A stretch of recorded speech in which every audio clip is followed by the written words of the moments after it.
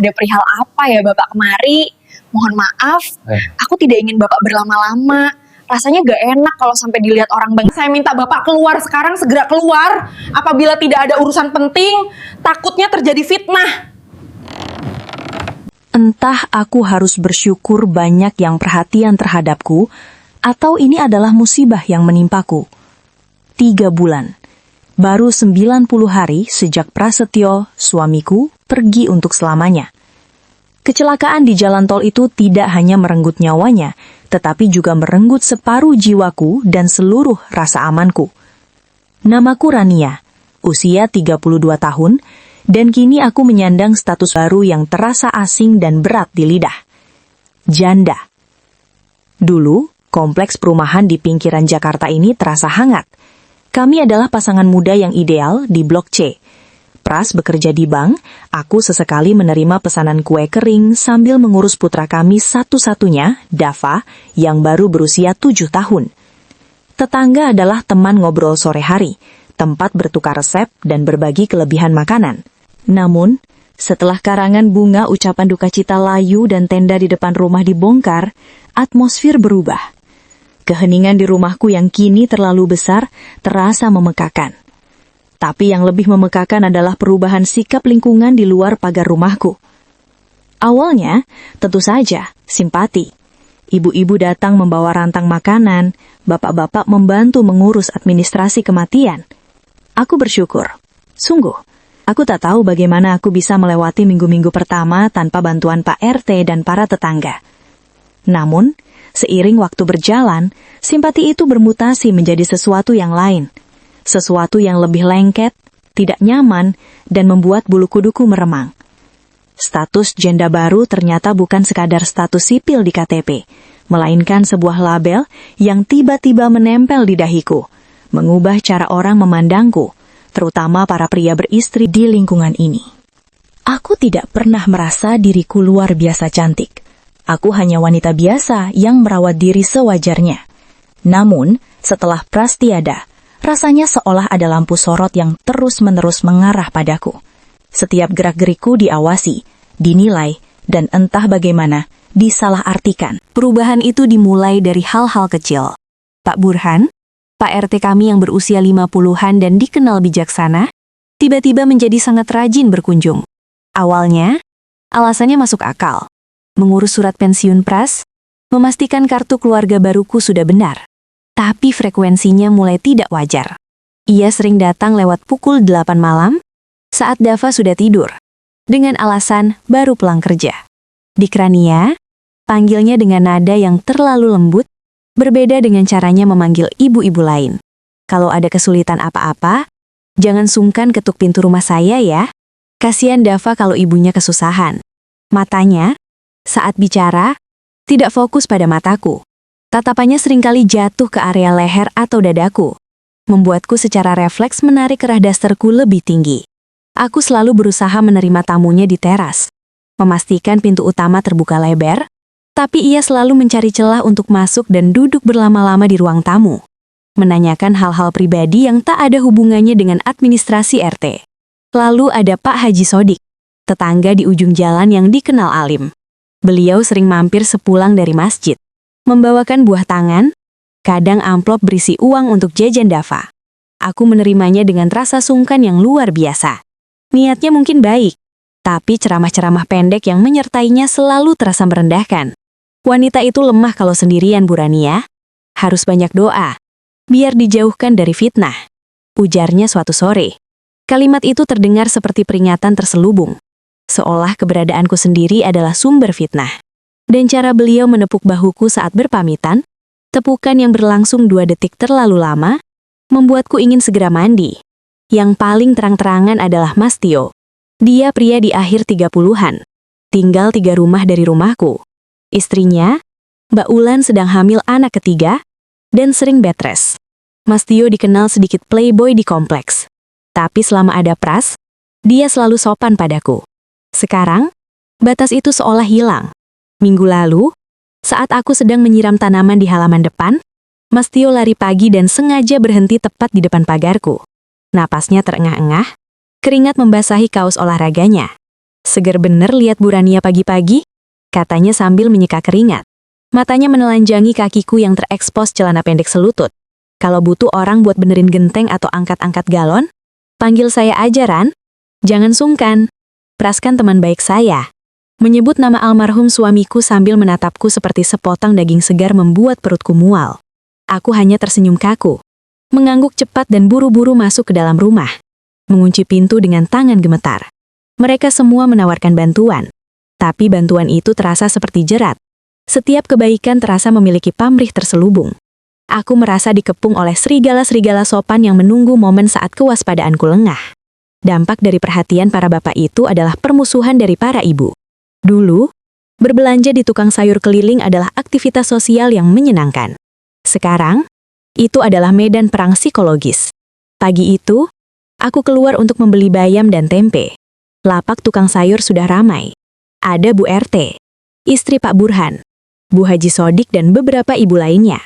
Saat aku mendekat, obrolan yang tadinya ramai tiba-tiba senyap selama 2 detik, sebelum berlanjut dengan volume yang sedikit lebih rendah dan nada yang lebih tajam. Pagi Bu, sapaku mencoba normal. Pagi Bu Rania, jawab Bu RT. Senyumnya tidak mencapai matanya. Matanya dengan cepat memindai penampilanku. Kaos oblong kebesaran, dan celana training. Seolah mencari tanda-tanda bahwa aku sedang berusaha menarik perhatian suami orang. Saat aku sedang memilih tomat, aku mendengar Bu Haji berbisik pada Bu RT. Cukup keras untuk kudengar. Iya Jeng, suami saya kemarin cerita. Katanya kasihan sama yang di blok C itu.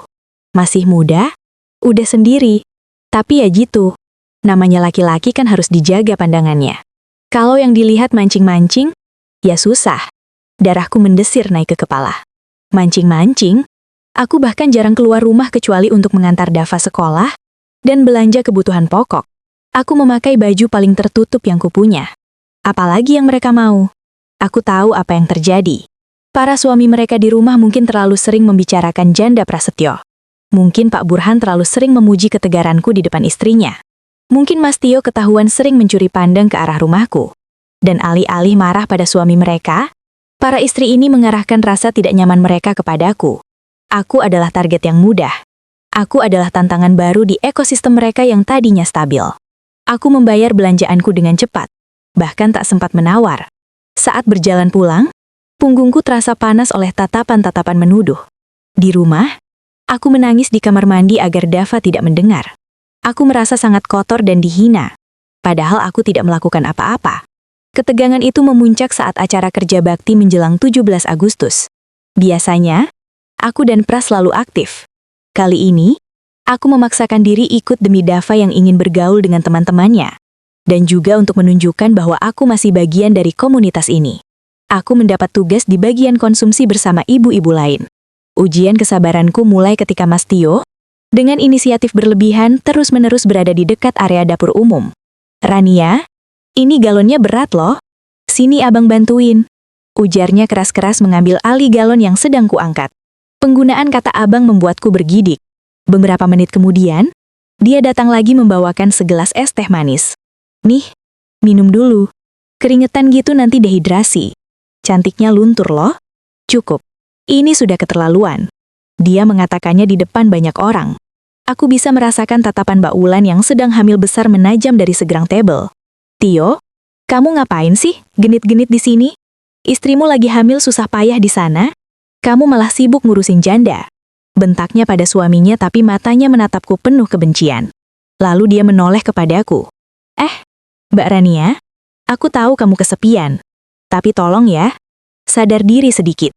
Jangan mentang-mentang janda baru semua laki orang mau diembat. Jaga dong martabatnya. Hening. Seluruh area kerja bakti terdiam. Puluhan pasang mata tertuju padaku. Pak RT terlihat panik. Bu RT tampak puas. Rasa malu, marah dan sedih bercampur aduk di dadaku. Aku ingin lari. Aku ingin menghilang. Tapi kemudian aku melihat Dava di kejauhan, sedang bermain kelereng menatapku dengan bingung. Aku tidak boleh lari. Kalau aku lari, aku membenarkan tuduhan mereka. Aku menarik napas panjang, menegakkan punggungku yang selama 3 bulan ini membungkuk karena duka. Aku menatap mata Mbak Wulan, lalu beralih ke Mas Tio yang kini menciut seperti kerupuk basah. Dan akhirnya menyapu pandangan ke seluruh warga. Mbak Wulan, terima kasih sudah mengingatkan. Suaraku bergetar. Tapi jelas. Tapi tolong luruskan tuduhan Mbak Wulan. Saya tidak pernah meminta suami Mbak Wulan untuk membantu saya. Saya tidak pernah meminta perhatian dari suami siapapun di sini. Aku menoleh ke Mas Tio. Mas Tio, tolong hargai istri Mas yang sedang hamil. Berhentilah bersikap seolah saya ini objek yang butuh diselamatkan atau dihibur dengan cara murahan. Saya tidak butuh abang-abangan. Lalu aku menatap Pak RT dan para bapak lainnya. Dan untuk bapak-bapak sekalian, saya berterima kasih atas semua bantuan administrasinya selama ini. Tapi mulai sekarang, jika ada urusan RT tolong bicarakan di pos satpam atau di teras saat ada orang lain. Tolong berhenti datang ke rumah saya di atas pukul 8 malam. Saya janda, saya punya anak kecil dan saya berhak atas privasi dan rasa aman di rumah saya sendiri tanpa dicurigai. Air mataku jatuh. Tapi aku tidak menghapusnya. Saya baru menghilangkan suami saya 3 bulan lalu. Luka saya belum kering. Demi Tuhan, saya tidak punya niat sedikit pun untuk mencari pengganti apalagi merebut suami orang. Saya hanya ingin hidup tenang membesarkan Dava. Suasana masih hening. Beberapa ibu tampak menunduk malu. Pak RT berdehem kanggung. Mas Tio tidak berani mengangkat wajahnya. Aku melepaskan celemekku, berjalan menghampiri Dava, menggandeng tangannya dan berjalan pulang dengan kepala tegak. Hari itu, mungkin aku kehilangan keramahan palsu lingkungan ini, tapi aku mendapatkan kembali harga diriku. Setelah kejadian itu, hidupku berubah lagi. Kali ini menjadi lebih sepi tapi juga lebih tenang. Para bapak itu tidak lagi berani macam-macam. Pak RT hanya mengirim WhatsApp wasaming jika ada urusan penting. Mas Tia selalu membuang muka jika berpapasan denganku di jalan. Pak Haji Sodik tidak lagi mampir untuk memberi ceramah. Tentu saja, gunjingan tidak sepenuhnya berhenti. Aku masih mendengar bisik-bisik. Julukan janda gatal mungkin masih beredar di grup WhatsApp yang tidak ada akunya. Tapi aku belajar untuk tidak peduli. Aku sadar aku tidak bisa menggantungkan hidupku pada kebaikan tetangga yang rapuh. Aku harus mandiri. Sepenuhnya. Aku mulai serius menekuni usaha kue keringku. Aku mempromosikannya lewat media sosial. Bukan lagi hanya lewat mulut ke mulut tetangga. Aku belajar mengelola keuangan dengan ketat. Aku menjadi ayah sekaligus ibu bagi Dava. Aku membangun tembok tinggi di sekelilingku. Bukan tembok fisik, tapi tembok batasan. Aku menjadi ramah tapi berjarak. Aku tersenyum, tapi tidak mengundang. Aku menunjukkan bahwa Rania si janda baru bukanlah wanita lemah yang butuh sandaran bahu pria lain. Dan jelas bukan wanita murahan yang haus perhatian. Ada beberapa tetangga yang akhirnya kembali bersikap normal.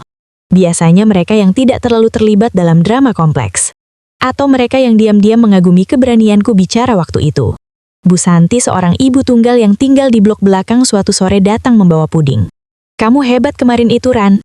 Dulu waktu aku baru cerai, aku nggak berani ngomong kayak gitu.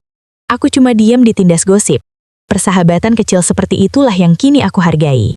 Menjadi janda yang disukai bapak-bapak tetangga bukanlah sebuah prestasi melainkan sebuah ujian mental yang melelahkan. Itu adalah pelajaran pahit tentang bagaimana masyarakat melihat wanita tanpa pendamping. Sebagai target atau sebagai ancaman. Aku tidak meminta status ini.